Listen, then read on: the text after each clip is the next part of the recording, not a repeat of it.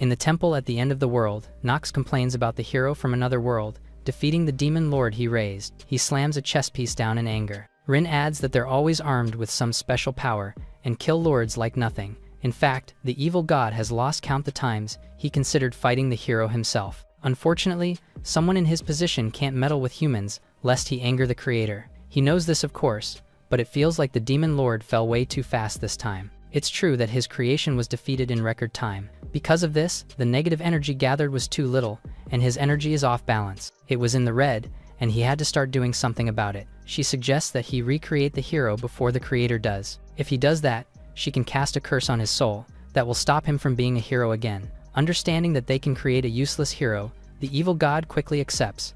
Later on, he asks the reincarnated man before if he has any questions. Haru had a stern and curt look on his face. They basically killed him to bring him into the evil god's own world. With that said, he questions if there's an actual reason they had to kill him. Since he's a higher being, he must have had the power to bring him there without taking his life. He's told that bringing his soul there is a requirement, leaving them no choice. As such, he had him die a sudden and regrettable death that would yield a lot of negative energy he can use for the spell. With the confirmation that he really was dead, the poor human's arms shook in bewilderment. There was nothing to do about it now.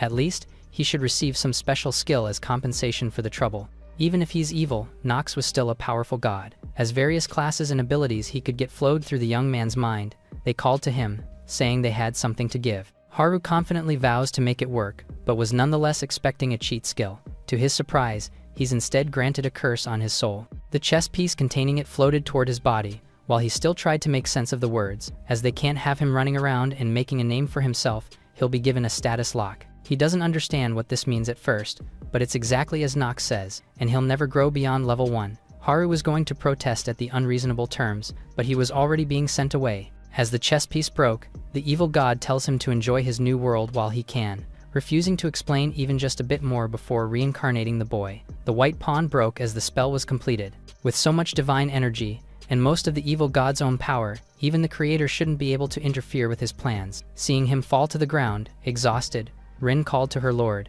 Given a cane for now, Nox says he wanted to give the boy a low-level job, but with the rules of the divine realm, he'll be granted a third-tier class. Regardless of that, she's certain that he won't be able to defeat a demon king with fixed stats. They won't have to worry about him, as he likely won't even be able to defeat a weak mob. The god lied down, exhausted, and tried to leave everything in his familiar's hands, but he was forgetting an important step in the process. He was at his limit and just wanted to sleep already, but they haven't decided where the boy was going to reincarnate as yet. If they leave him, his soul will drift through the divine realm and will be discovered by the creator. As a mere assistant, she has no power to perform the ritual herself. While he was barely keeping himself awake, he knew he had no choice. Rin quickly brought a dartboard containing all the options they could have. She tells him to just throw the dart without a thought, except of course not hitting her with it. It's a necessary ritual that he has to perform even in his tired state, so she set it up and filled the slots to turn the boy into a slave. Nox yawned deeply, believing that his familiar had arranged for things to go according to his will. The dart is sloppily thrown and hits the board above her head. Since he fell asleep right after throwing, Rin was the only one awake to see the metal tip push right through the center of the target. He proves that he really is a god, and hits the 1% noble slot that should have been impossible. It was a tool made by his own divine powers, and there was no going back once the ritual was done. Besides, his stats are still fixed, so there should be no way for him to succeed. While his soul floated down, Haru remembered his past life as a teenager, and how the evil being reincarnated him with no explanation whatsoever. He was even cursed, but for what reason? What was the point of bringing him to a different world, just to curse him?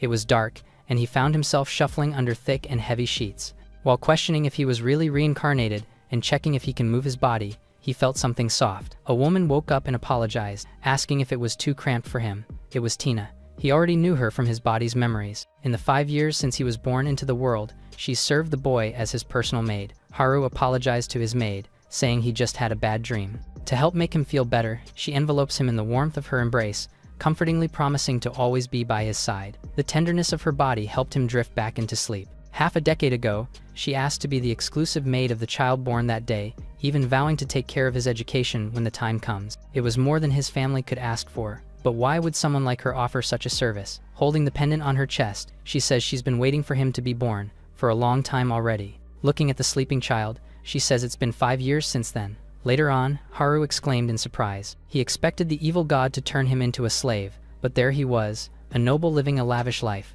As for his curse, he should be able to overcome it with knowledge. Just then, Tina announced that his breakfast was ready. It was a simple but delicious spread of food on the table. To his surprise, he's offered some mayonnaise, which he didn't expect to be in that world. It tasted amazing and was handmade by the attendant herself. In fact, many people can make it, as the recipe is actually widely known. He didn't expect there to be a recipe for such an earthly thing, and he finally realized what might have happened. She confirms that a hero from another world brought it there 100 years ago.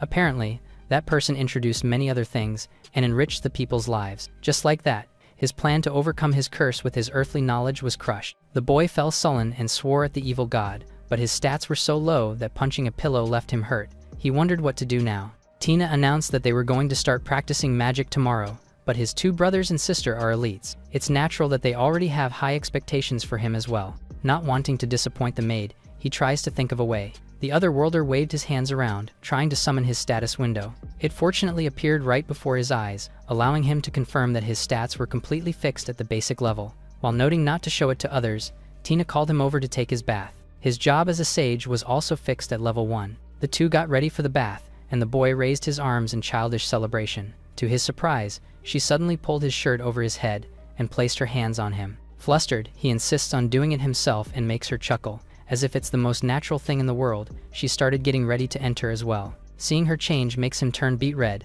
but Tina was merely amused that he had reached the age where he feels bashful. Staring at her body and covering his own, he questions if they always bathed together. While she washed his back, he couldn't help but groan from the feeling, making him scream in protest when he realized what he was doing. Still embarrassed later on, he sat on the edge of his bed and suddenly announced that there was no need for her to lay beside him, as he wanted to sleep alone. She's confused and asks if she did anything to displease him. Unfortunately, he has the mind of a young man, despite being in the body of a 5-year-old. As he can't reveal this to her, he says he just wishes to sleep alone. The maid was shocked, perhaps offended, and asked if he really meant his words. He confirms it, so she has no choice but to go back to her room, which she permits him to enter at any time. With a final good night, she tucks him in and leaves.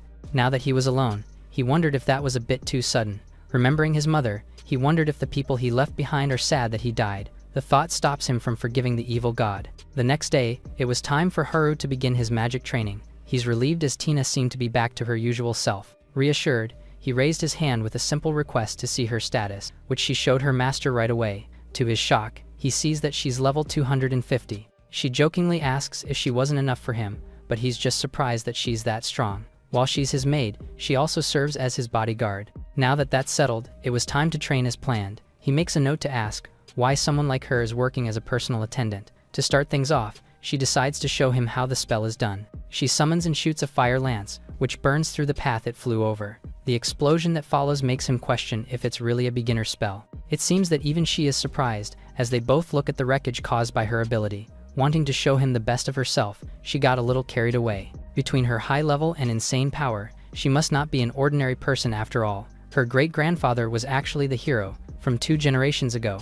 Thanks to that lineage, it's fairly easy for her to level up and get stronger. With his curiosity satisfied, it was his turn to try the skill out. Something felt off, but he's told to try, nonetheless, and start by sensing the flow of his own mana. After just a few beats, he starts feeling something warm, moving to his fingertips. It was an incredible feat for him to already be moving his mana at will. He attributes it to her magical assistance, but he says she's barely doing anything to help. For now, he keeps on gathering the mana onto his palms as told, but worries about rousing suspicion if he's too good too fast. He feigns struggle and fails on purpose to keep his ploy, even whining about trying so hard to gather it. Still, doing that on his first try was amazing, making Tina acknowledge his innate talent. Since he's so skilled, they can go ahead and attempt to cast a basic spell. With her reassuring smile, the boy follows and gathers mana into his hand again, but silently hates the fact that he was cursed. He's told to imagine that he has another hand extending from his fingertips.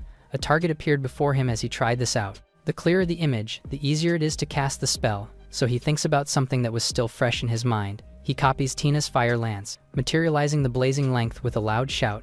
The maid is stunned as he got it, right down to the shape of the flames, even hitting the target accurately. Casting a spell perfectly and on the first try should make him fatigued, but he was fine. Most people suffer from mana depletion after one low-tier spell, even if it doesn't cost a lot of mana. They can continue practicing, but she limits it to 3 more shots for now. Haru is glad that he can cast magic, even if he's stuck at level 1. The day passes peacefully. Tina has to go into town, so she hands him a bell, which he can ring to summon her. Even if she's far away, she promises to come immediately. With the maid gone for the time being, he wants to see just how many shots he can cast, but promises to stop if he gets even a bit tired. He launched fire lance after fire lance, nearly setting the garden on fire. It was endless and the smoke from the blasts was starting to get thick. After firing 30 shots, he was weirdly fine and not the littlest bit fatigued. Feeling something strange, he opens his status window.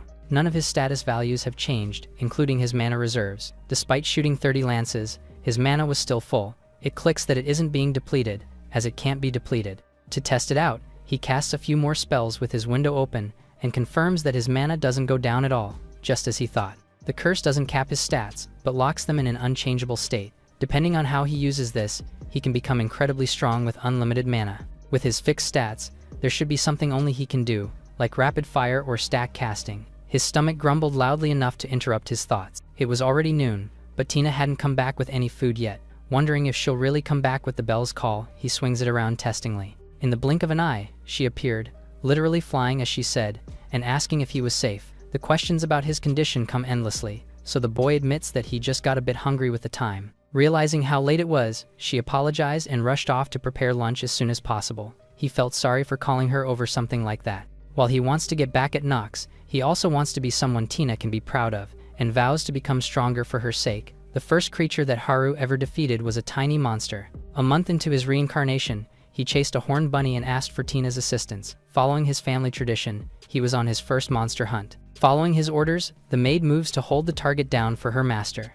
An ice wall is summoned with a wave of her hand, completely blocking the rabbit's path of escape. Realizing that it was cornered and had no other choice, it turned to fight back, proving that it was still a dangerous creature despite its size. It was still a monster. Reminding himself of this, Haru faced the being that was charging at him. Tina cried out as the beast pounced, but he was completely ready for it. He creates a fire lance, conjuring a thin and sharp spear of flames. It shot out of his finger to deliver a swift and painless end. As intended, it pierced through the target in one go. This earns him praise from the maid. She led it right in his path of attack, but regardless, he remained calm and composed enough to launch the spell. The focus in his eyes suddenly disappeared. Before him, the dead rabbit lay motionless, robbed of its life by his own hands. Just moments ago, it was bounding around, full of life, and he took that away. The harsh reality hit his mind and made his body shake. Understanding that it must be a lot for a poor boy, Tina envelops his body in a warm and tender hug. The horned rabbit is weak, but its meat is delicious enough for other monsters to consume.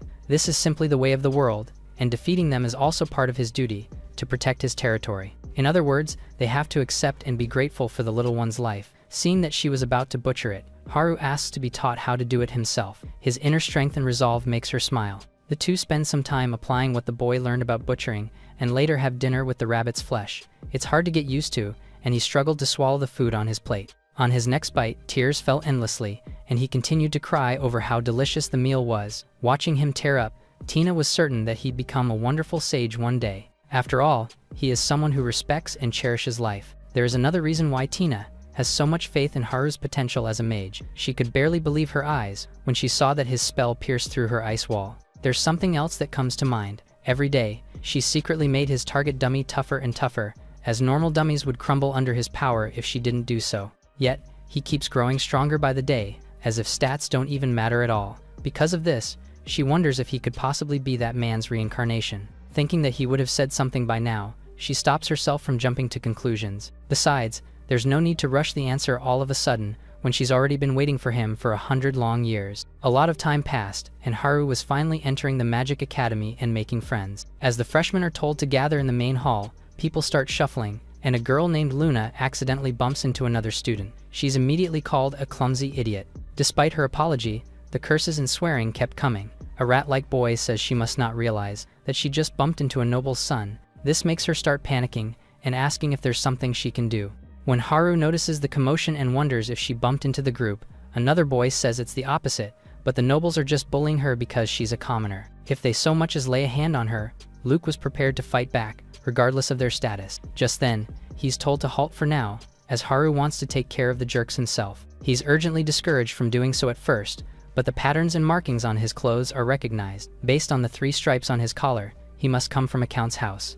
Haru put himself between them, intervening to stop them from harassing her any further. Incredulous over being stopped, Nard questions if they even know who he is. As Haru stared him down without caring, the noble's lackey chimed in, wanting to stand down as he's a count's son. Not wanting to cause a scene either, the boy tells him to step back again. Since he's outclassed, he leaves with his stooges, allowing the others to check on Luna's condition. With Haru insisting that not all nobles are jerks, she stops her tears and thanks him for helping her out. They suddenly surrounded her and started yelling, which was a terrifying experience altogether. Just then, Luke apologized to the count's son, not realizing his status and acting rudely earlier. He's playfully teased for calling the boy an idiot. Fortunately, he was just trying to help too, so there's no need to apologize. With that said, he regrets not being able to do what he did. Haru brightly suggests being friends, much to the young boy's surprise. It's taken a step further, and he's basically threatened into accepting the friendship offer. Flustered, he exclaims with his real voice, and eventually sighs in resignation.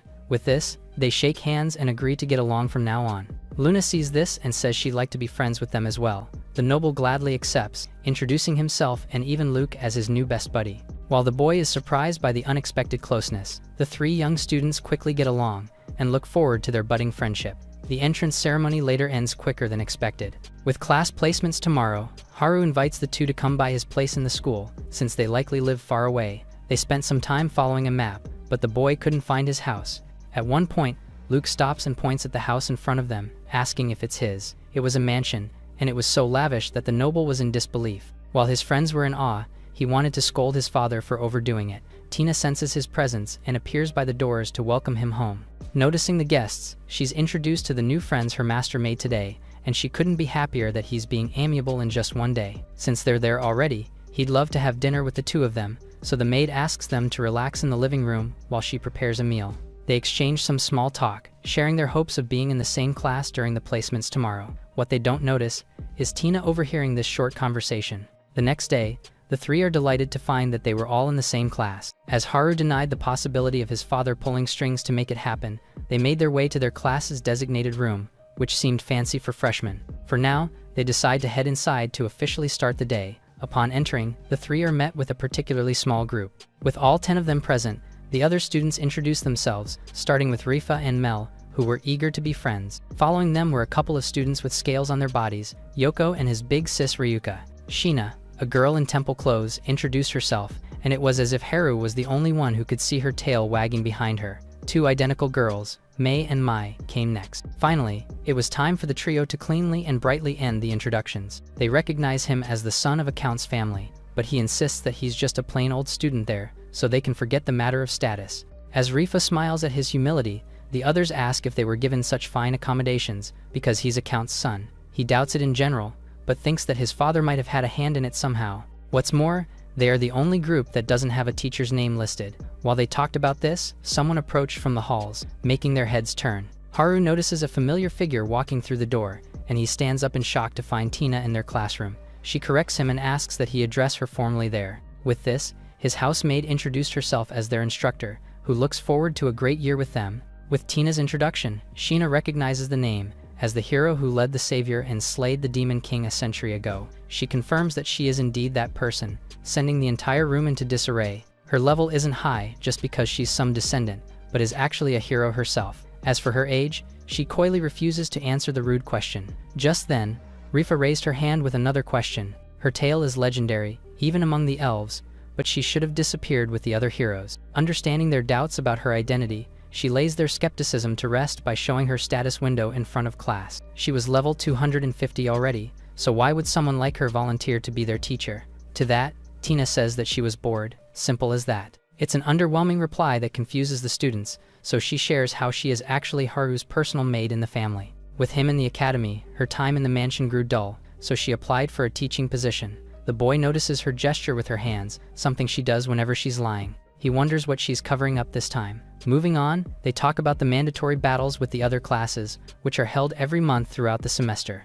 As everyone is sure to give them a challenge, she encourages them to do their best. Fortunately, the academy is a wonderful place, and they even have full access to the establishment's biggest library. If there are multiple battle requests, a match against the stronger class will take priority. In other words, they'll likely end up battling with upper-class men all the time. It would be pretty tough to keep up and take control of the students, but with Tina teaching students who are full of potential, she's sure they'll be fine. Haru wonders just where her confidence in them is coming from. To start their lessons off, Tina has the students introduce their magic to the others. For that, she's prepared some targets, which they can hit with all their power. Haru notices that they're the same targets he's practiced with ever since he was little. The others worry about giving it their all, but she assures that it'll be okay. From there on, they'll face the matches as a united class, so understanding each other is imperative. Understanding her sentiments, Rifa volunteers to go first. Leading the group and following her instructor, she gathers magic onto her palm and conjures a bow of light. Pulling the string back, she focuses her energy and with one calm breath, launches a wind arrow that pierces right through the target. Haru is surprised, knowing full well how tough his maid's targets are. They praise and applaud the first student's display. Up next are Mai and Mei, who are going to be taking the challenge together. As it's a fairly complex spell, they put their hands together and cast in unison. Fire and ice gathered around their bodies, swirling to form one combined ray of magic. The impressive fusion of opposing elements hit the target directly, and is likely the reason why they cast in tandem. Yoko steps up, eager to take his turn next. Placing his hand on the ground, he surprises everyone by giving it the form of a dragon's arm. In other words, his magic transforms a body part for combat. He's a half-dragon and half-warrior mage, a combination that allows him to tear the target apart. Luke insists that it broke down from accumulated damage. As Ryuka asks what it's made of, she says it's exactly what she thinks. Hearing this, she takes on her dragon form again, but instead of attacking the target, she casts her magic to resurrect the dummy. They're shocked as she fixed it with a spell, meant to revive the dead. It's the healing magic of the dragon priestess, something Tina is well aware of. Her resurrection is unique, and can restore anything imbued with mana to the state before destruction. Beings retain mana for a day after dying, meaning she has that much time to bring someone back. Haru finally understands why his maid was so confident. Everyone in the class has been amazing so far, and the remaining 4 are sure to be just as strong. The realization that he has to keep up with them hits. Thanks to the evil god's curse, he's still stuck at level 1, and is likely nowhere near their league. Haru still hasn't told Tina about the evil god's curse and its effects on his level. She then repairs the target and happily moves on. For some reason, Sheena had an odd look on her face.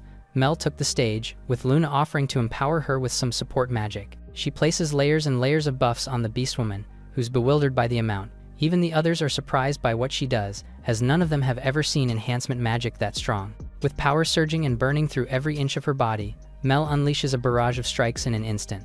Given the amount of buffs on her, the target completely shatters on the spot. Yoko was stunned, in disbelief that he one-upped her by destroying it without a trace. While they praised the 2 students for being a great duo, Sheena disappeared without taking her turn.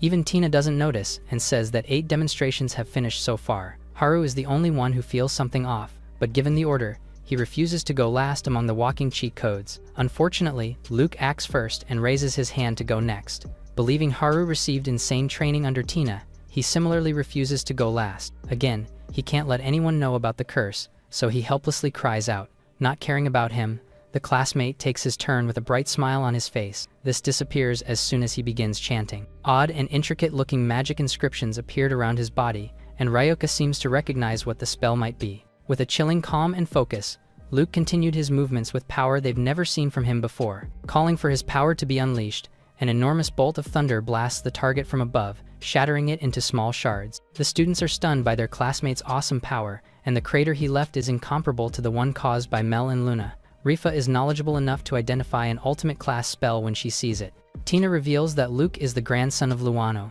the great sage and the academy's headmaster. Last up is Haru, who still has to use his magic even after all of that. For some reason, his maid says 30% of his power is more than enough, an instruction he doesn't understand at all. She repeats and emphasizes her point, saying the facility will be destroyed if he goes all out. Hearing this, the others note how they were told to give it their all, and wonder just how strong he is to be told to hold back that much. Haru misunderstands and thinks that she must have set a weak target for him. Knowing he can only cast lower-tier skills, she must be worried that he's feeling down over being so lacking in comparison. By breaking the target in front of everyone who believes that he only used a third of his power, his pride will be salvaged by his beloved attendant. Regardless, he still has to hit it with all he has to support her ploy. With a mutual understanding, they proceed, with Tina casting a protection spell on everyone just in case. Refusing to waste her thoughtfulness, Haru steps up to take his turn. To make up for his weakness, he stacks weak spells and releases mana clusters one after the other. As he gathers his magic, his maid worries and reminds him about using just a third of his power.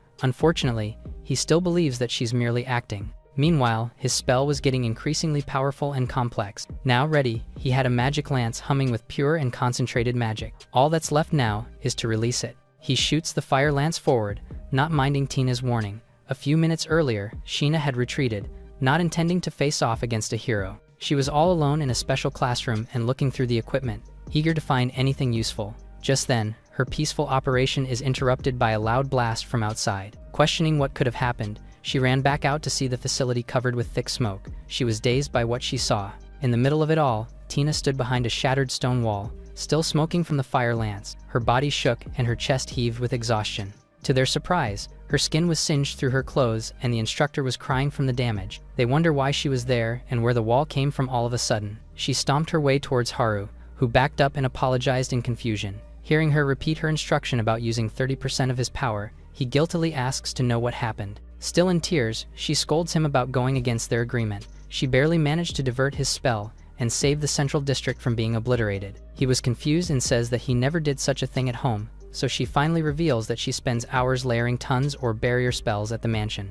In fact, she was just barely holding out against his magic during training. With this, his classmates realize that he's more insane than expected. His stone wall was way tougher than their training dummies, and even a level 250 hero could barely deflect his absurd and unbuffed spell. As she'll need to file an incident report, the instructor ends the class for today. They leave looking worried, but Tina just turns to Haru and orders him to stay behind. Just as expected, back in the academy halls, Haru apologized to Tina again, still feeling bad about the incident. She repeats how she specifically told him not to go all out, and shudders as she admits that she thought she was going to die. He's stunned to hear this, more so when she takes the item that probably saved her life. The stone in the pendant she always wore was now a bunch of shards scattered on her palm. It's a magic tool that triggers a one-time shield if she's put in mortal danger. More than that, someone very important to her gave it as a gift. This makes him apologize and urgently offers to do anything to fix it. He reaffirms his promise, nearly begging her to stop crying. Since he's so insistent,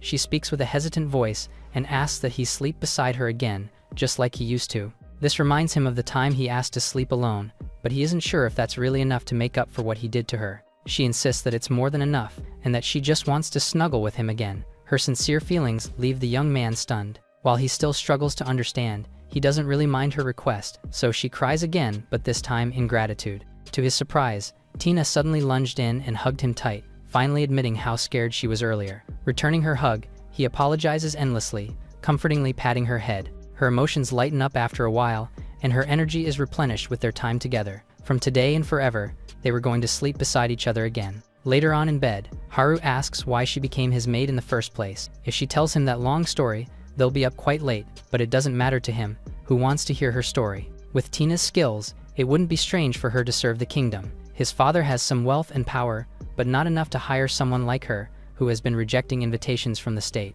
In this era, there are no heroes summoned from another world, so even the government can't control her, who rivals one's power. A long time ago, she fought alongside the summoned heroes to defeat the Demon King. Among them, there was someone she deeply admired. He wasn't the central figure in the group, but whenever he heard of a town being attacked, he was always the first one to rush to their aid. That was the type of person he was. As such, they gained courage from seeing him face monster hordes all alone. Although he wasn't the one who dealt the final blow to the Demon King, she always saw him as the true hero. Before she knew it, she had already fallen in love with him. Unfortunately, their world required summoned ones to return home after fulfilling their duty. He eventually reciprocated her feelings, despite making it seem like he didn't have any. While asking if they became lovers, a vivid image flashes through Haru's mind. Flustered, she explains that their relationship didn't progress all that far. It means she probably doesn't have much experience, a thought that makes him a bit happy. Their happy times came to an end when the Demon King was defeated by the party. He tried everything he could to stay in their world,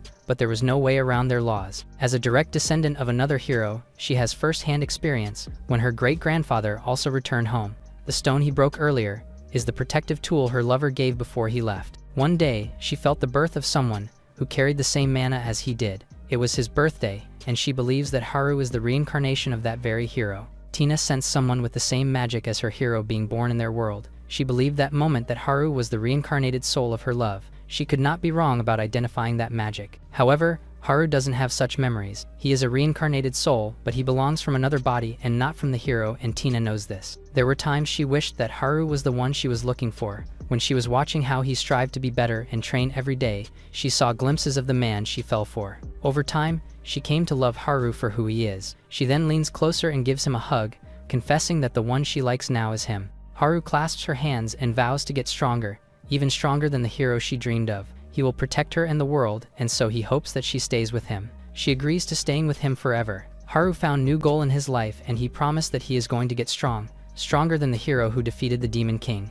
Just like the hero, Tina loved her. He will be strong enough to protect her. The next morning, Tina opens the curtain at the window. She tells Haru that breakfast is ready. She then leans closer to him and lightly touches his face. She closes her eyes and bends, giving him a heart-fluttering kiss. Blushing, she looks forward to their time together. Haru feels the same and aims to be the strongest level 1 sage and be Tina's hero. The next morning, Haru and Tina greet each other. Haru noticed that the lawn is already finalized, surprised by how fast it got fixed. He comments that they have the best craftsmen in the palace that worked through the night. He asks Tina if the training hall he wrecked is still being under repair. She answers that the hall is already fixed as well and good as new. Since he still has a class, he bids her goodbye and goes about his way. While looking at the repaired lawn, it crossed his mind that being able to use every element's magic must be great. Tina's first lesson and introduction with elemental magic was a wild first day at school. Fortunately, his status as the Count's son managed to somehow save him. He is worried what might happen if everyone finds out that he is only at level 1. He arrives at the classroom and still contemplates to use every tool that he got to survive the academy. Right now, he has new goals to fulfill, and that is what's important. Since he is still in deep thought, he is surprised to hear someone whisper to him that his magic yesterday was beyond the normal. When he looks back, Sheena is referring to him, who tells him that she has been there since long before he arrived at the classroom. He suddenly remembers that Sheena wasn't at the training grounds yesterday and didn't see her magic. She freezes for a while and then smiles, stating that he had already seen her magic. She explains that her magic involves masking her presence, making it hard for anyone to detect her. It is not that simple though, as she uses a much higher tier spell, and this helps her dodge physical attacks easier. Since not many can use the spell, it is considered a rare ability. Haru seems confused and asks if she wields another power because of her tails. The girl is surprised to hear this, since it is rare for someone to see her tails. He confesses that he has seen her tails since yesterday, but didn't have the chance to bring it up. Suddenly, Sheena becomes defensive and activates her tail, thinking if she should finish the boy for discovering her secret. Haru gulps and is now nervous after getting himself in danger. He tells her to calm down and states that he does not want to start a misunderstanding with a classmate. She ignores him and continues to contemplate ending him. He argues that she listened to him first, promising to never tell a soul about her secret. She then looks at him with resolve and draws him closer using her tails. In a swift motion, she grabs his hand and gives it a kiss.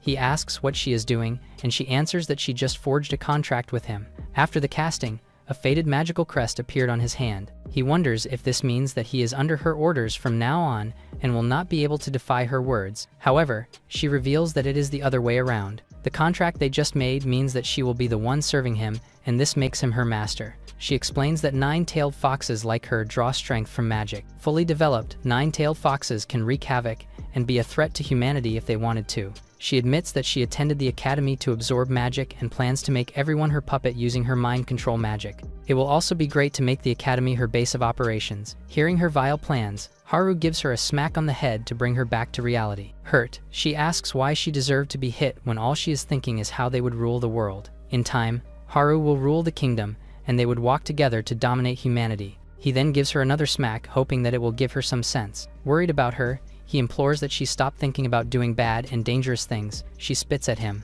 Frustrated that he has no greater desire to rule the world with his strong power, he pauses for a while, remembering that he once dreamed about dominating the world after being forcefully reincarnated. Her words are quite tempting, but right now, dominating the world does not interest him anymore. He does not want to be a demon lord and instead dreams of becoming a hero that everyone will look up to. She turns pale when she hears about his plan of being a hero. She asks if he does not plan on exploiting her like the other humans do. Since she can absorb a large amount of mana, many want to use her power for their own selfish reasons. After all, humans have always desired to steal their power and exploit them. Suddenly, Sheena's head starts spinning and she begins seeing images from the past. In a snowy mountain, a 9-tailed fox was spotted by a group of humans. They tried to contain the beast to sell it for a fortune.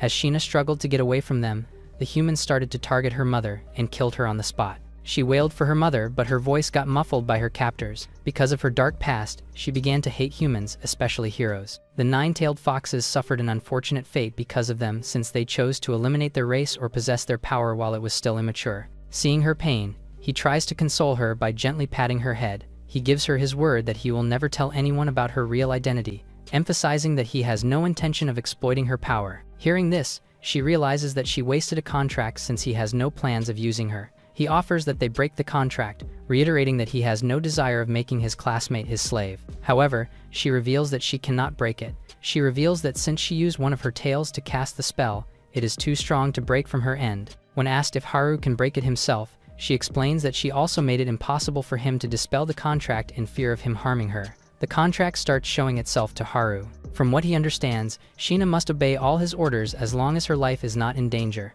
She offers him everything that she possesses in exchange for preserving her life. Seeing her surrender to him, he cannot help but pet her. It seems like he has developed a protective instinct towards the nine-tailed fox. The next morning, Luke is surprised to see Sheena sleeping on Haru's lap. Curious, he asks if they are in a relationship. Haru vaguely answers that they are in a unique relationship and tries to wake Sheena up and urge her to go back to her seat since their classmates are about to arrive. She immediately smiles at him and heeds his request, slightly leaning into him to further feel him petting her. With this, Haru gained a submissive demon who can cause natural disasters. Later, Tina and Haru are in the garden when they feel a presence observing them from afar. Tina senses that it is Sheena and tells her to come out from hiding. The nine-tailed fox appears and commends Tina for sensing her clearly even though she is not the master she contracted to. Tina thanks her for the praise but asks why she is following them and about the contract. After Haru explains the situation, Tina cannot help but feel frustrated since the demon basically attached herself to her master. Angered, she activates a spell.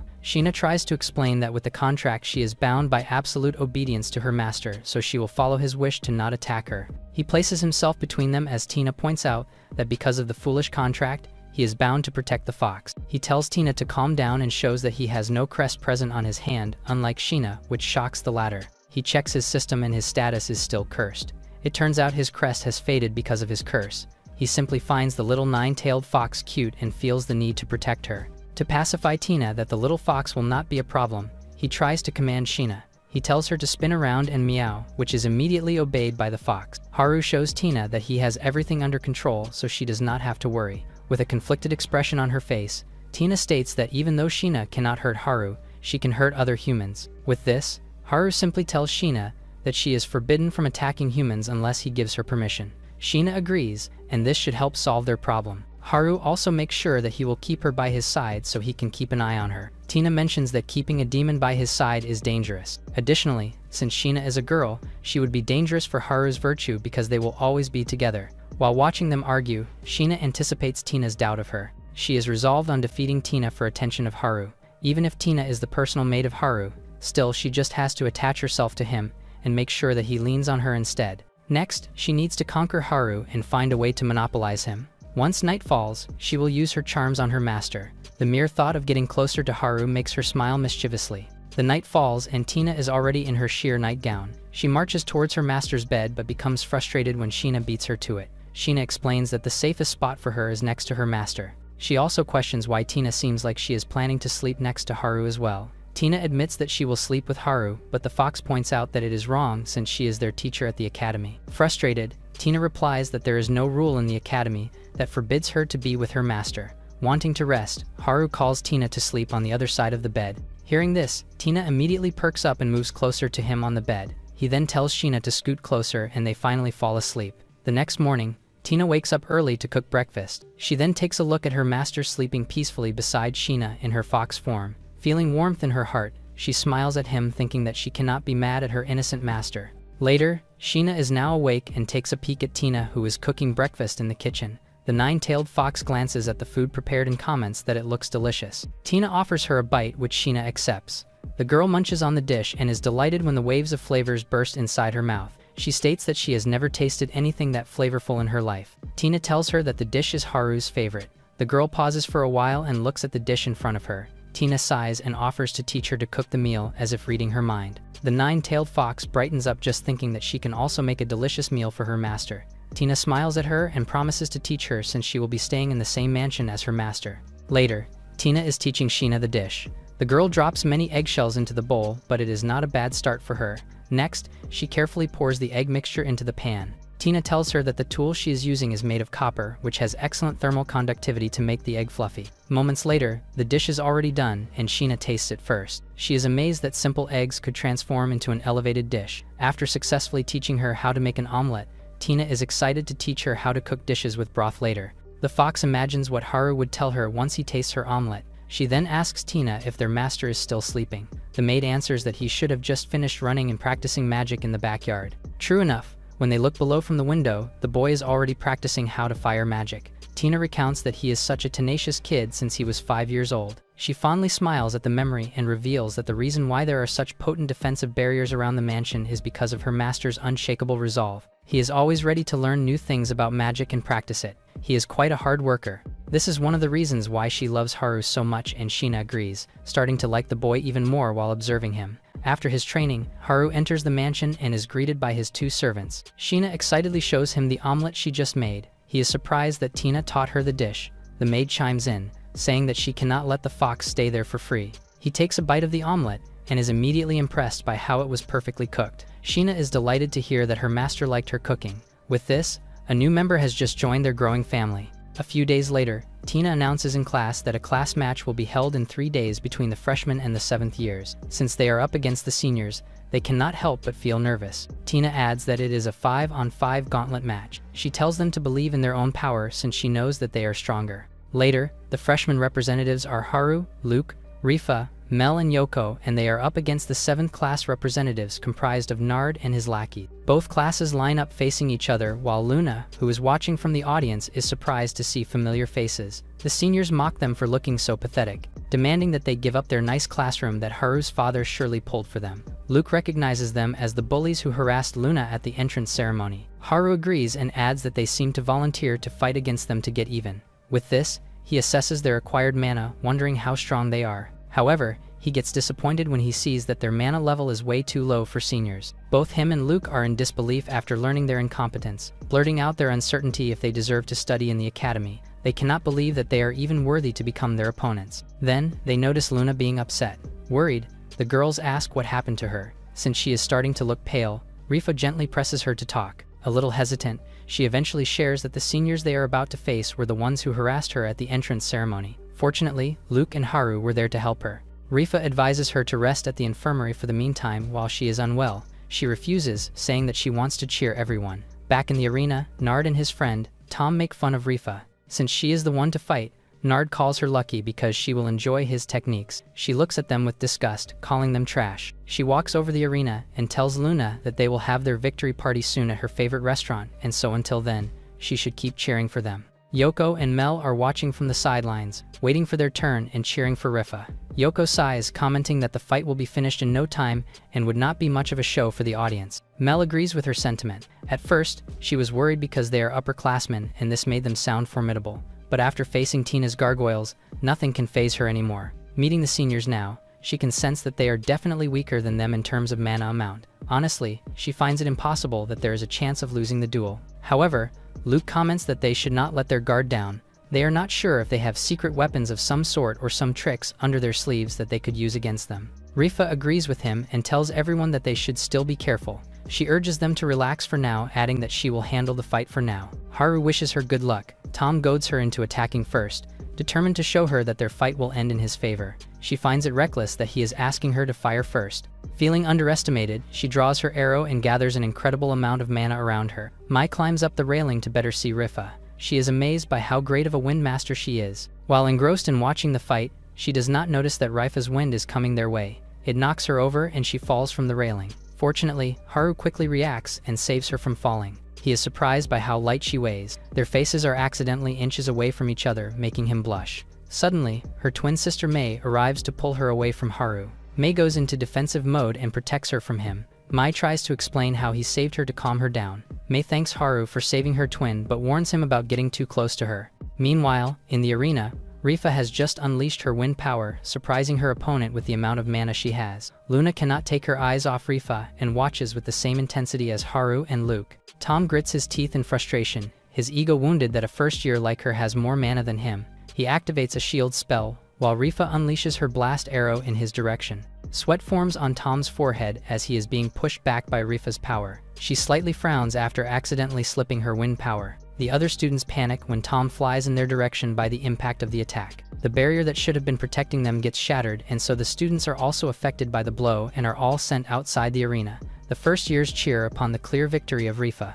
Impressed, Tina walks over to the arena and praises her student for wiping all her opponents in a single move. She adds that there is no way some random teacher's barrier could stop her student's magic, sending the teacher on edge. He calls the attack foul because it came from outside the arena. However, another teacher points out that the victory still belongs to the first years because the other members of the 7th years are now all unable to fight. They never expected a teacher's barrier to be shattered by a student's spell. Insulted by this, the teacher declares that the other 4 students injured were not officially part of the contestants. With this, he calls for another student named Edgar, saying that he is up. Sleeping, the student suddenly wakes up confused that he gets a turn. Now up, he passes the book covering his face to his classmate, Rika. She updates him that Rifa just defeated 4 of their classmates and that they were demanding a rematch. Since the freshmen agreed, they should send another batch of seniors to fight them. Even though he has no right amount of sleep, Edgar has no choice but to fight. Meanwhile, Tina commends Rifa once again for her incredible spell. She then asks her to withdraw and have Yoko duel the next representative from the seniors. Ryuka grasps her brother's hand, saying that he has to win even if it means dying. Pressured, he agrees to her words. Meanwhile, Tina starts to strategize the upcoming fight. She purposely puts Yoko next since he is great with close combat like Edgar. She did not expect the boy to step into the ring, since he has always been so nonchalant about the things around him. Yoko stretches his arms, stating that he should finish the fight with a bang like Rifa. Eyeing his opponent, Edgar asks if he is a dragonkin. Yoko confirms this and states that he might sound cocky, but he is a strong opponent. The senior agrees, since draconians are known to be formidable. He sighs, admitting that he does not want to fight Yoko but has to. Meanwhile, the senior secretary spots their class president Rain standing there and busy watching. He calls his attention and asks about the mountain of workload he still has to do. Rika looks at him, feeling bad he has to stay up all night because of his duties. Rain assures him that he can finish the paperwork on deadline. Back in the arena, Edgar has his focus on the audience and mumbles that he refuses to lose to anyone but their president. Clueless, Yoko is confused at first but chooses to focus on their fight instead. He wants to show off a bit in front of his classmates, and so he unleashes his dragon form. He lunges at his opponent, declaring that he will wrap up the fight in a single blow. He strikes Edgar with his dragon claw, but the senior manages to put up a barrier before he can reach him. With this, Edgar seizes the opportunity and strikes him while his guard is wide open. Yoko falls unconscious after the attack, hailing Edgar as the winner for the round. Ryuka rises from her seat after seeing her brother knocked down, worry etched on her face. Ryuka rushes to the infirmary to follow her brother, stating that he is a fool for lowering his guard down. However, Haru points out that he did not lower his guard. Edgar is just simply a stronger opponent. Ryuka's expression softens, mentioning that she will make sure to praise her brother when he wakes up. Tina agrees with Haru on his assessment of Edgar. The young man is one of the Academy's elite sages, and he is even on the student council. When asked if she can predict his movements, Mel admits that she can track his movements, but his decoy attacks are what is difficult. Tina tells Luna that it is her turn to fight. The student is shocked since she is not a good fighter. The teacher suggests that they use her buff spells to provide support for Mel while she is up against Edgar. Confused, the student asks if the buff can actually pass through the barrier, and if support magic is allowed during the fight. While Luna is providing support buffs for Mel, Tina emphasizes that giving support to the combat types is only fair. She adds that only students from the same class can help. With this, Luna did not hold herself back when powering up Mel. Edgar seems amused by the way things are unfolding. He is now up against a beast and an enchanter. In honesty, he just wants to sleep, so he must make this fight short. Mel declares that she will avenge Yoko. The senior laughs at this, pointing out that they are the ones who wiped out their representatives first. He then senses that his team is using support spells for him too. Rain notices that they are using the same cheat and states that Edgar hates these kinds of things. Rika points out that the match is over since the teacher stepped in and broke every class battle rule. Mel can absolutely feel Luna's support spell bubbling inside of her. It feels amazing, and she can tell that her power is boosted because of her. She plans to go all out so her classmates' effort will not go to waste. She then leaps and raises her fist against the senior. She strikes with incredible speed, but Edgar manages to block all of her attacks. She accidentally hits another decoy, which helps Edgar to evade her fist. She clenches her jaw in frustration. The young man is not only using decoy spells but can perfectly detect her movements, which hinders her from landing a blow on him. Fortunately, Luna gives her an extra boost, which keeps her going. She unleashes another attack and thinks that it landed, but it turns out to be another out-of-bounds strike that breaks the barrier once more. Enraged, She spits at him for always dodging and not even attacking. Edgar goads her into landing at least a single blow. He has a buff spell on his legs that makes his movement much faster. This makes him even more confident and sends Mel on edge, and she unleashes an aerial kick at him. The kick lands on another decoy, which frustrates Mel even more. He commends her for having strong legs. Seeing her opponent unfazed, she acknowledges that if the fight goes on, she will likely lose. So, it shocks her when he voluntarily gives up and declares defeat. He is out of mana and strength, and he is completely spent. He then tells the referee that he is officially forfeiting the fight. Other than this, he just hates using support during the fight since his victory would not mean much now. Since no one else can still fight, the referee declares that the match is over and the winner is Mel. She walks up to Edgar and asks why he forfeited the fight. He apologizes to her for not finishing the fight, but admits that it was a pretty fun fight. Tina regrets that Haru and Luke did not get the chance to showcase their abilities. Haru assures her she does not have to worry about it since they're class 1. Luke chimes in, mentioning that he is not sure if he could have beaten him. Haru states the same for himself, since there were a few spells that he wanted to try but with no guarantee that he would pull them off. Meanwhile, the teacher rushes to Edgar, angry that he made him a decoy. With the injury very evident on his face, the teacher lashes out, asking why he used him as a decoy. Edgar ignores his anger, so the man threatens to punish him severely for using him. Just then, Rain appears and accuses the teacher for blatantly cheating in the fight earlier. He points out that his secretary recorded something very interesting and shows it to him. After showing him cheating, Rain tells him to stop harassing Edgar, who just refused to cheat in the game. He then grins at Edgar and comments that he is as grumpy as ever. Upon seeing the senior, Rifa comments that he is familiar to her. Tina tells her that he is none other than Rain, the student council president. He must be familiar to her from when he gave the freshman welcome speech. He is known in the academy as the strongest mage. Hearing this, Haru contemplates that if they ever face the man, it would definitely be a challenging fight. He then asks Tina if they have the chance to actually win against Rain. They just have to train intensely, and this will surely be attainable. Mel feels the tiredness in her bones from non-stop training ever since they enrolled in the academy. It comes to a point that she does not want to do anything and just wants to lie in her bed. Luna enters the room and cheerfully greets her. She then gives her a box of Valentine's chocolates as a sign of friendship. Mel pauses for a while and realizes that the special day slipped her mind. Valentine's Day became a custom in their world that was influenced by the heroes summoned from another world that have also enriched the lives of the people there. Since chocolates can be easily made in their world, the tradition of giving it during a special day was easily recreated. Realizing her mistake, Mel marches out of the classroom and bumps into Haru. Luna apologizes on her behalf, saying that she has been spacing out ever since the match has ended. She then greets him good morning and hands him a box of chocolates as a sign of gratitude for saving her during the entrance ceremony. Since he is quite special, she adds a little extra chocolate for him. The boy expresses gratitude for receiving chocolates from her and remembers that he has not received chocolates from Tina and Sheena. Just then, the twins Mai and Mei enter the room and accept chocolates from Luna. The twins are quite surprised by the gesture since they are clueless about Valentine's Day. Hearing this, Haru realizes that the twins are not human beings. Remembering his interaction with them earlier, he can say that they are definitely otherworldly. Mai expresses that they should give Haru chocolates as well as a sign of gratitude. However, Mei disagrees, still grumpy about the incident earlier. Curious, Haru wants to know why Mei is so indifferent to him.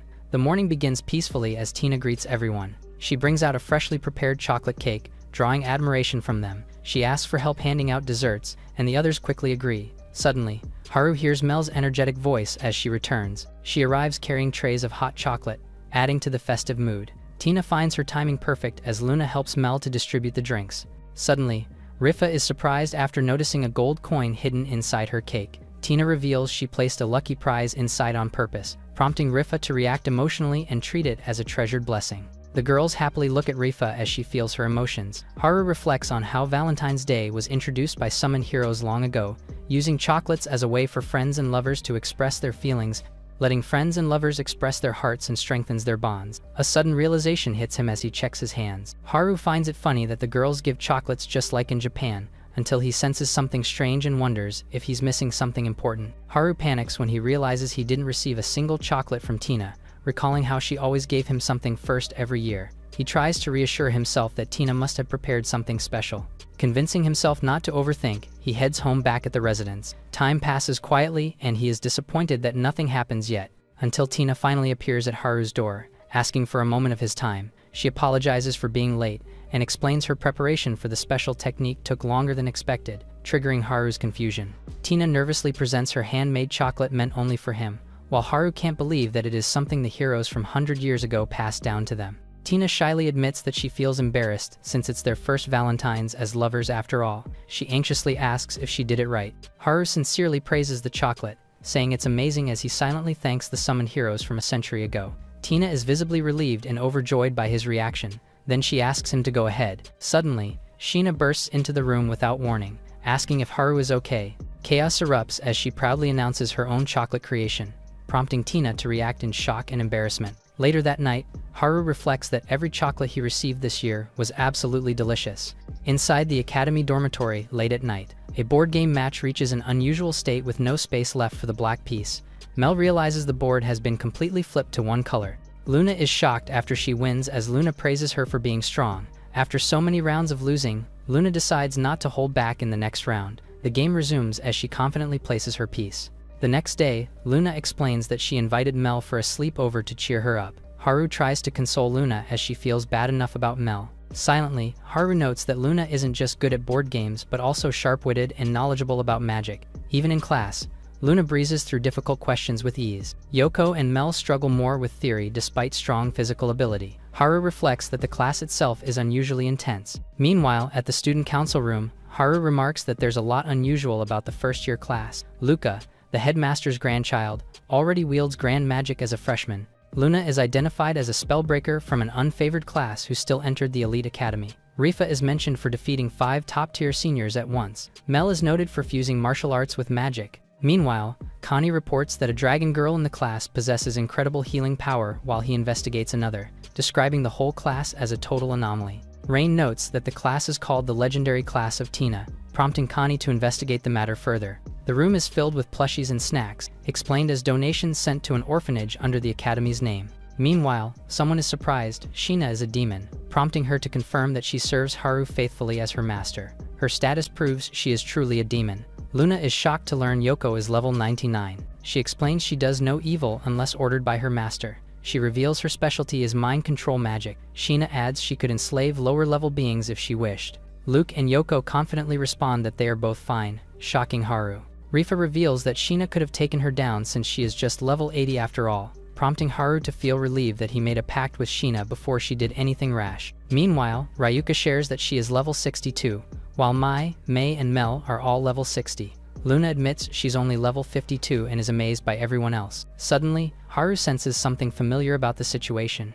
Ryuka reassures Luna and explains that her growth is exceptional for an enchanter support class. The group praises Luna for always saving them, telling her to be proud. She happily agrees and thanks them as Haru feels left out. Thanks to Haru, Luna says that they can study without fear of Yoko's mind control. He laughs, saying Yoko acted on her own. Silently, he wonders what he should do next, until he decides it might be time to reveal his own level. Haru notices that everyone is sharing their status screens except him, realizing he can't keep his secret hidden forever. Worried about his curse being revealed to everyone, Haru is determined to apologize to Tina for keeping quiet. He finally finds the courage to reveal his level, but Luke stops and insists that there's no need to show Haru's status as he doesn't want to see it. Haru looks surprised by his reaction. Luke admits that before enrolling, he believed only the headmaster could be stronger than him in the academy. He recalls meeting Haru and realizing just how wrong he was about his own assumptions, acknowledging that Haru is far stronger than he is. Silently, Haru finds the misunderstanding in favor of him. Rifa agrees with Luke, making Haru unable to explain himself any further. Yoko casually explains that chasing after high goals too seriously can ruin a person, while Ryuka agrees and admits she doesn't want to see his status either. Haru relaxes, saying it's hard to show something like that after everything they discussed. Meanwhile, the class arrives at one of the training sites managed by Academy, deep inside the Steel Forest, where the class will take place. As they walk through the grounds, Luke says that this area is usually reserved for 5th years, with monsters still roaming nearby, and despite their surprise at being given permission, they are told to begin training solo. Hearing that today's lesson involves fighting monsters, Yoko casually suggests turning it into a contest to see who can take down the most. Rifa finds his idea fun and suggests teaming up. Luna feels worried since she can only provide support, but Luke asks her to partner with him instead. Yoko decides to pair with Ryuka, while Rifa and Mel team up. Mai and Mei decide to pair up as sisters, confirming their teamwork. Sheena states that he'll naturally pair up with her master, while he happily agrees. Someone suddenly questions whether they plan to fight at all, teasing him for slacking off. Tina appears out of nowhere and notices that everyone has gathered and is ready to begin, scaring Sheena. Rifa looks at her with nervousness in her voice, Tina warns everyone to be careful and hands him a bracelet for emergencies, along with a whistle. Haru inspects the bracelet with surprise as Tina plans a hunting competition all along. Yoko admits he overheard the idea and found it exciting. Tina explains that the magic device records both the number and rank of monsters defeated. She clarifies that defeating monsters won't raise their levels, and that the exercise ends at noon. She adds that cooperating or competing both have value beyond simple experience. With a cheerful clap, she announces the official start of the training. Yoko and Mel dash forward into the forest, ready to begin the hunt. The group realizes they have drifted far away from the others while moving through the forest. Sheena energetically brings up the idea of hunting the nearby monsters, clearly eager to act. As they walk together, Haru asks if her mind control magic can work on monsters, hinting at a different approach. They discuss how troublesome it is to find a monster that can actually be controlled, weighing the practicality of the idea. Haru calmly steps forward and begins forming magic in his hand, signaling that he will handle the situation himself. Haru extends his hand as a fire orb forms, its heat spreading while Sheena watches from behind. She calmly observes the glowing ember, recognizing its stability and control. Haru shapes the fire orb further, treating it as a core while reinforcing it with additional elements. The magic begins to shift, the flames twisting as the orb starts taking on a beast-like form. The transformation intensifies, the fire fully warping into a living shape as the power surges outward. Sheena is shocked after seeing Haru summon a horse. He reinforces it with layered magic, adding resistance and armor to stabilize the construct. The weapon continues to evolve as its structure hardens, focusing on raw piercing power. Haru coats the weapon with wind magic, sharpening its speed and penetration. The process finishes with the completed fire lance crackling with energy, ready for use. Sheena freezes in shock as she realizes something unexpected is happening right in front of her. She reacts strongly, recognizing the spell and realizing it's far beyond what she first assumed. Multiple fire constructs finish forming around Haru, showing that he has created more than just one. He raises his hands and sends the Fire Knights forward, commanding them to hunt the surrounding monsters. The creatures move in unison as it becomes clear he is controlling several high-tier summons at the same time. Haru notes the summoned knights wielding fire spears, explaining that the weapons were shaped to match their forms. Sheena immediately worries that Haru is pushing himself too far by maintaining so many advanced spells at once. She casually asks if he wants to draw a bit of her mana, treating the situation far more lightly than expected. Sheena freezes as Tina suddenly calls out to her. The focus shifts to the bracelet as Tina reminds her that class time is still ongoing. Luke and Luna suddenly hear Tina's authoritative voice. She explains that the bracelets are actively monitoring everyone for student safety. Tina sternly warns that any inappropriate behavior will result in immediate disqualification and a failing grade. Sheena protests in frustration as the instructor firmly shuts her down without room for argument. Tina reminds that if they remove the bracelet or skip class, they will lose their dinner privileges for the night. Sheena reacts in disbelief, clutching her chest as the punishment fully sinks in. She complains bitterly about being deprived of the instructor's cooking, treating it like a cruel ordeal. Meanwhile, Luca quietly reflects on the warning, piecing together what the instructor was really implying. He draws sketches, hinting at a plan forming as he considers the situation more carefully. Luke and Luna comment on Haru's circumstances, noting that he seems to be having a rough time as well. Luke casually points out Luna's feelings, putting her on the spot without hesitation. She flinches in shock, clearly caught off guard by how directly it's said. As she panics, it becomes obvious to Luke that her feelings were never subtle to begin with. Luke reflects on Haru's actions, realizing he may have been giving Luna an opening to stand beside him. She quietly recalls Haru's words about the entrance ceremony, sensing that he was gently guiding her forward. Luke double-checks in disbelief, only to realize that Haru really did say those things without overthinking them. It clicks that his suggestion about extra chocolates happened back during Valentine's, making his actions unintentionally meaningful. Luke starts to say more, hesitating as his thoughts linger on Haru's usual lack of awareness. The moment is cut short when he spots a wolf lurking nearby, shifting her focus back to their surroundings. Luna stays alert as they identify it as a steel forest monster, realizing it isn't attacking seriously yet. Luke explains that even if they defeat the wolves, it won't increase their levels since they are only training replicas. The wolf lets out a low growl as Luna watches quietly, taking in the situation without reacting. Luna warns Luke that something feels wrong with the wolf as she casts a support spell. Luke steps in front of her, reacting instantly to the threat. He thanks Luna for the assist while focusing on the enemy. Time seems to slow as multiple wolves charge together. Luke blocks a heavy attack, realizing their strikes carry unusual force. Luke questions whether this forest is really meant for a lesson. He tells Luna to brace herself as he counters. An explosion erupts where the wolf strikes. Luke confirms one enemy is down as dust settles. He remains alert, sensing more danger nearby. The forest grows unnaturally quiet, amplifying the tension. Luke identifies the enemy as manignomes. He notes they are high-rank monsters with magic resistance. Luke senses something abnormal in both their aggression and numbers as Luna asks for instructions as they prepare to move. Suddenly, Mel charges forward without holding back, drawing attention. Rifa shouts that she has the monster's focus and attacks. Mel praises the timing of the strike. Rifa thanks her for acting as a decoy. The battlefield reveals even more monsters closing in.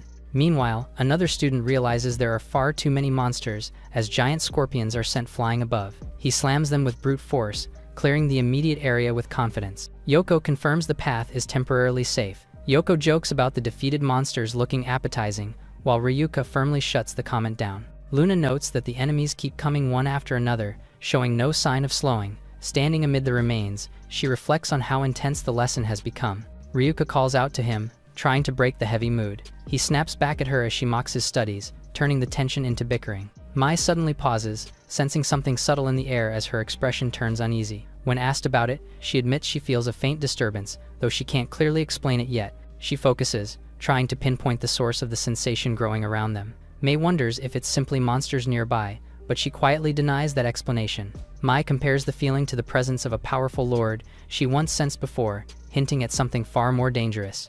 Mai reasons that the Fire Spirit King wouldn't be present in a place like this, deepening her concern. She adds that the sensation feels even stronger than Lord Ifrit's presence, leaving the others confused. As they move on, someone checks on Mai, worried that she might not be feeling well. Meanwhile, Tina's system shows the monsters acting strangely, confirming that their behavior is abnormal. She firmly rejects the idea that this is normal, realizing something is seriously wrong.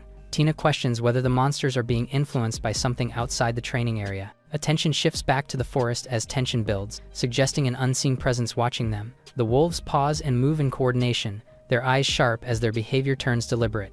Mai and Mai react instantly, sensing the shift and locking onto the source of danger. A wolf suddenly lunges forward, breaking the stillness and signaling the start of a real confrontation. Rin observes from the sky, calmly sensing an unfamiliar mana lingering in the area. She confirms that the source is definitely within the forest, narrowing down the threat's location. A strange magical disturbance spreads through the area as several figures with strong presences come into view.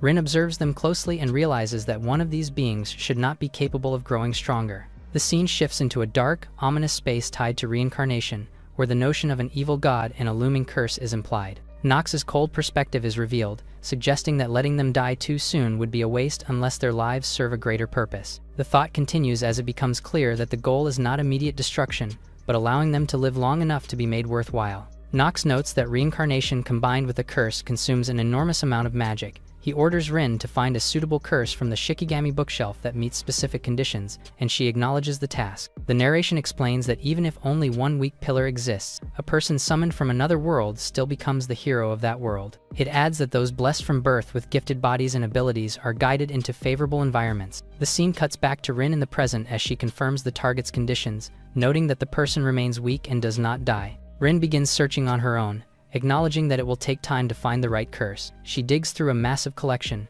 realizing the curse she's looking for is of significant magnitude. A specific curse book is pulled out, raising the question of whether a curse that fixes someone's status is too simple. Rin discovers that the curse was hidden on a secret shelf, nearly overlooked despite its power. Nox remarks that there are countless curses like this, admitting he can't remember them all. Rin reacts to the idea of being stuck at level 1 forever, recognizing it as a path that leads straight to despair. She remarks that just when someone gains hope after meeting a god, a cruel twist follows, finding the despair of a reincarnated soul, amusing as Nox shows clear excitement. Attention shifts to the spellbook itself, hinting that this specific book is unusual. It's revealed that the spellbook was sealed away, explaining why it remained unnoticed for so long. The Dark God once attempted to create a stat cap curse, which accidentally froze the entire status system. The curse is explained as allowing unlimited magic use as long as the victim remains below a fixed power level.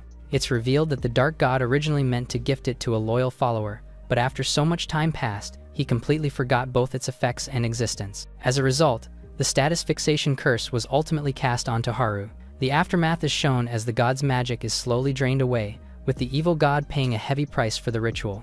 Back in the present, Rin attempts a Farsight spell to locate the person affected, but she fails to find him and wonders if he might already be dead. Rin realizes the next generation's hero has not been confirmed yet, and concludes that the target is still alive. She reasons that her Farsight failing may be due to a massive barrier covering the area. Time is called into question as it's unclear how many years have passed since the curse was cast. Rin suddenly reacts, sensing the person's presence at last. The location comes into view as she identifies the source as being inside a forest. An emergency announcement is issued, ordering everyone to return to the starting point immediately as class is suspended. Students are told to keep their distance, while instructions are broadcast to all participants. Rifa looks around in confusion, realizing that Tina is nowhere to be seen. Someone prepares for escalation, acknowledging that a large-scale spell may need to be unleashed.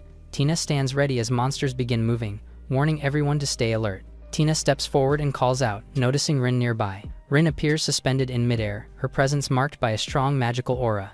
A close view reveals Rin's calm expression as she looks down toward the ground. Tina confronts her directly, demanding to know who she is. As she moves through the forest, she realizes the monster's behavior is being influenced by something unseen. She calmly identifies the source behind the disturbance, singling out an outsider as the true cause. Her instincts react as her bloodline responds, revealing that the presence before her is tied to an evil god. Tina locks her gaze forward, resolving that this is the one she must strike down. She steps forward without hesitation, closing the distance with intent. Rin reacts in surprise, realizing Tina has already made her move. Tina charges forward and accuses Rin of being the one controlling the forest monsters. Without hesitation, Tina launches a killing strike meant to purge the threat. Rin reacts in shock and urgently tries to stop the attack. The blow detonates in a violent explosion that tears through the air. The distant students are thrown into panic as they witness the blast and realize Tina has been caught in it. Tina braces herself midair, eyes wide, as she realizes the attack failed to finish its target. Shock sets in when the aftermath clears and it becomes clear her strike had no effect. Rin stands unharmed within the dispersing clouds, calmly acknowledging the situation. A close look at Rin shows no hostility, only quiet awareness as she watches Tina. In a sudden shift, Tina is pulled downward as a powerful magic formation activates beneath her. Rin is jolted midair as a sudden force disrupts her control, leaving her confused by the backlash. Tina is hurled across the forest canopy, twisting as residual magic trails around her. She regains her balance in midair, steadying herself and preparing to counter. Something flashes high above as the surrounding trees react, branches bending under an unseen pressure. Rin is pushed back by the same force, realizing that her influence over the forest is being overridden. Rin steadies herself midair, realizing she cannot withdraw yet, and forces her magic to hold. A large magic circle flares beneath them as unstable energy surges upward. Tina suddenly closes in from behind, pressing the attack before Rin can react. A sharp shout cuts through the air as the clash draws attention from below. Tina unleashes a powerful blast, prompting Rin to run in a panic. Rin endures the burning pressure, realizing her proximity to the evil god is the source of the reaction. She pieces it together and understands that continuing to act will only worsen the situation. As flames surge, Rin senses that the creator might notice if this keeps escalating. Below, someone suddenly moves into action, leaping toward the unfolding chaos. Rin turns sharply as she notices that presence, recognizing Haru. Rin softens her expression as she realizes Tina's presence alone is enough to stabilize the situation. Tina catches Rin midair, pulling her away from the flames as the danger briefly subsides. The momentum carries them apart as Tina lands, while Rin slips free from her grasp.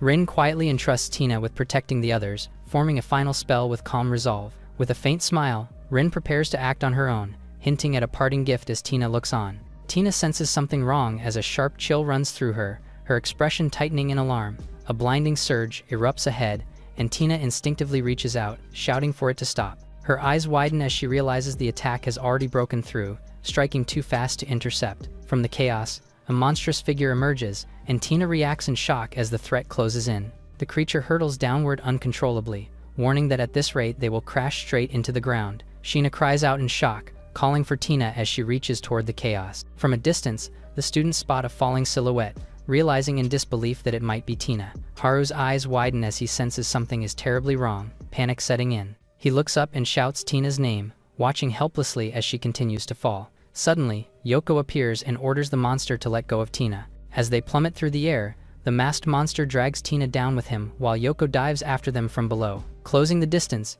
Yoko cocks his fist and shouts in fury, calling the monster out as he prepares to strike. As they fall, the monster swings a powerful downward punch toward the masked monster while Tina is caught between them. Yoko closes in midair, locking onto the monster with a sharp gaze as confusion flashes through his mind. He twists his body and launches a flying kick, but the monster doesn't even look like it's reacting yet. The kick lands hard, the impact bursting outward as the monster's body jerks from the blow. Watching in panic, Yoko shouts for Rifa to save the teacher as they continue plummeting. Rifa reacts with irritation, planting her hand down as she prepares to intervene despite the chaos. Tina spins helplessly in midair, her body completely inverted as he loses control. Rifa shouts in frustration, telling him to say something before jumping, then urgently calls out to Mel to catch Tina.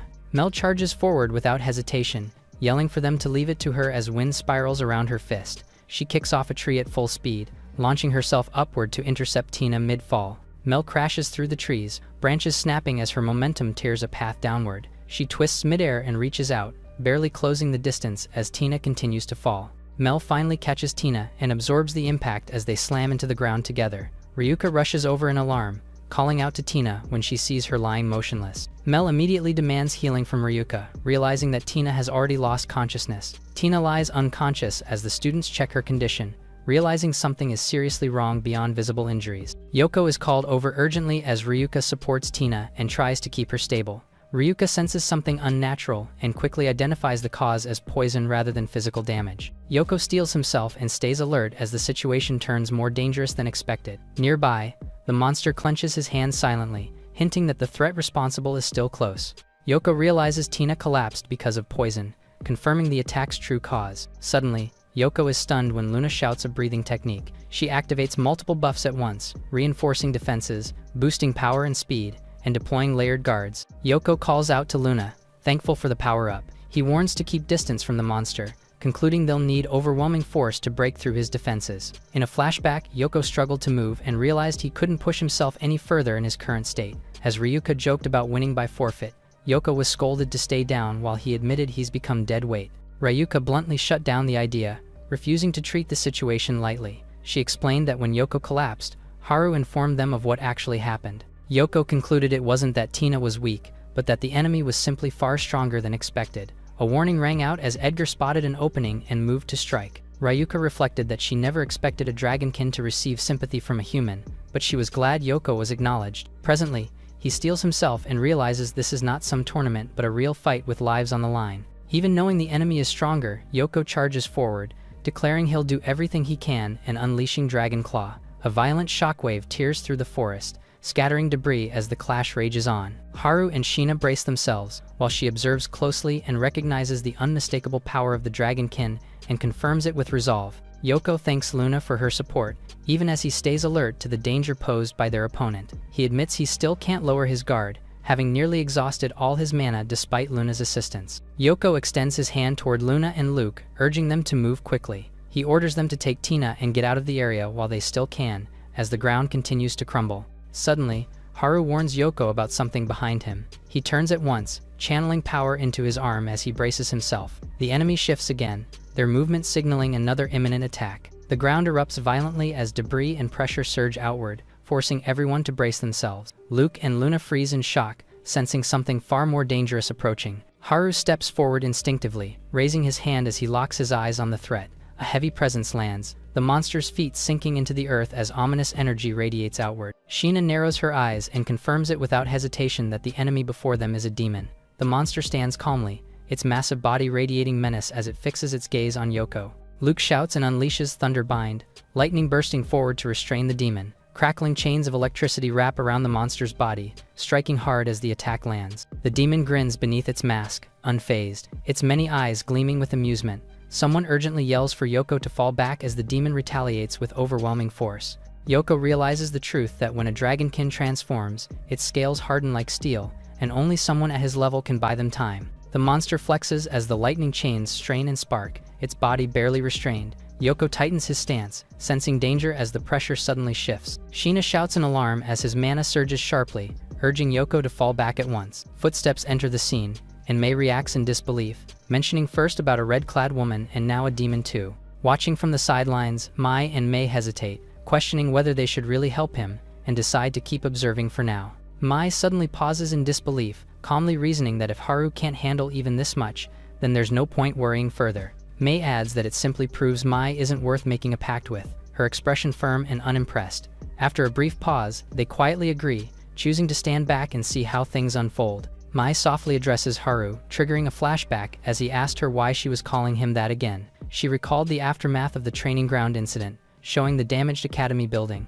In the memory, Mei praised Haru for how amazing he was back then and boldly asks if he would make a contract with her, affirming that he was Lord Haru for her. Mei was gently teased for being too strict with calling Haru Lord, while it was pointed out that even Sheena formed a contract with him herself, and controlling a 9-tailed fox at such a young age was already impressive. A brief flashback highlighted Haru unleashing overwhelming flames, emphasizing the sheer magnitude of his power. Mai excitedly said that if she could form a contract with Haru, she would definitely become something incredible. Mei hesitated, quietly starting to say Mai's name as her expression turned serious. She responded calmly that she can say that only because she has never made a contract with a human. Mai apologized softly, admitting she got carried away as her expression eases. She reassured Mei that she would never force her to make a pact, reminding her that she wanted to choose carefully this time. A reflective scene showed Mai staying by Mei's side, wishing she would someday meet a water mage she truly wanted to contract with, and recalling how they once hoped to share the same contractor together. As their hands parted, the moment lingered, showing quiet acceptance and growth. Mei reflected that while the feeling was a little lonely, she was glad her older sister had finally learned to let go. Presently, Mei hesitates, her thoughts trailing off. She declares that if everyone is truly in danger, then they'll jump in and fight alongside them, standing firm with resolve. Mai turns to her, calling out her name as he processes her decision. She brightens immediately, agreeing enthusiastically with Mei. They decide to move closer without delay. Mai's wolves suddenly react, baring its fangs as she asks what's wrong. She senses danger and warns that something is coming their way, realizing the magic feels on par with Lord Ifrit. The wolves tense as a powerful presence draws closer, its approach accompanied by an oppressive heat. Mei admits she isn't as skilled with flames as Mai, yet even she can clearly feel the intense mana approaching. From a distance, a red-clad figure appears through the heat haze, watched closely by the wolves. A knight clad in radiant armor appears, flames swirling around him as his presence scorches the air. Mai stares in awe, calling it beautiful as she senses an overwhelming purity in the fire before her. A unicorn-like spirit manifests in the forest, glowing as it lets out a sharp cry under the blazing light. Shocked, Mei questions what just happened, realizing the phenomenon wasn't magic and recalling legends of something similar. A subtle movement of a hand hints that the mysterious force has already vanished as suddenly as it appeared. Mai is called out, her attention snapping back as she turns to respond. Fired up, Mai declares that she needs to see the truth for herself. Convinced, she reasons that if that power truly was Haru's spell, she'll ask him directly to form a pact with her. Mei hesitates, quietly considering the possibility as doubt and curiosity mix in her expression. The thought lingers that if Lord Haru can wield water magic as well, everything changes. Even knowing that staying with Mai forever is impossible, the thought still lingers in silence. Mei admits that just imagining it makes her chest ache, wishing it could have been real. Mai presses forward, determined not to let go of her sister, refusing to fall behind. Suddenly, movement erupts as the monster charges in, cutting through the forest with force.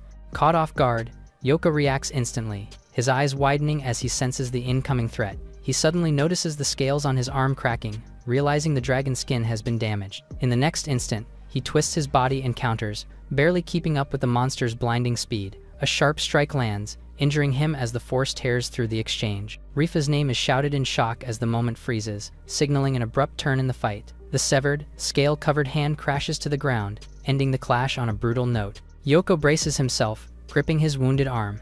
Yoko grimaces as he realizes that even the demon's attacks are laced with poison, worsening his condition. Luke and Luna react in alarm as they sense the danger escalating. Haru is stunned, while Luke tightens his expression as he begins forming a spell. He releases his attack, unleashing Light Whip. Luke swings the light whip, collecting Yoko without hesitation. Someone suddenly calls out urgently to Haru, asking him to hurry and figure out something about the demon before it's too late. Luna panics, warning that if the demon keeps this up, everyone there will be killed. Frustration boils over as Luca clenches his teeth, admitting that no matter how hard he tries, he just can't act fast enough. Luke shouts at Haru to use his power if he truly has it, pushing him to act. The latter hesitates and admits he already tried casting a spell, but nothing responded. As he stumbles forward, Haru realizes he has to get closer despite his uncertainty. A magic circle suddenly forms beneath the demon's feet, signaling a reaction at last. The demon notices the activation and shifts its attention toward the source of the spell. Haru urgently calls out to Mei as something shifts on the battlefield. Mei maintains the magic formation but realizes she has lost sight of the flame horse amid the chaos. The flame horse's legs reappear, igniting the ground as it charges forward once more. Mai gasps as she senses its presence again, while Haru realizes the summon has returned. The flame horse surges ahead in a burst of fire, moving to rejoin the fight at full force. The armored knight clashes head-on with the demon, their weapons colliding violently. The demon recoils as its mask is grabbed, momentarily stunned by the sudden counterattack. The knight swings in a wide arc, slashing past the demon as blood sprays across the air. Seeing the new combatant, Rifa hesitates and asks if this warrior is an ally.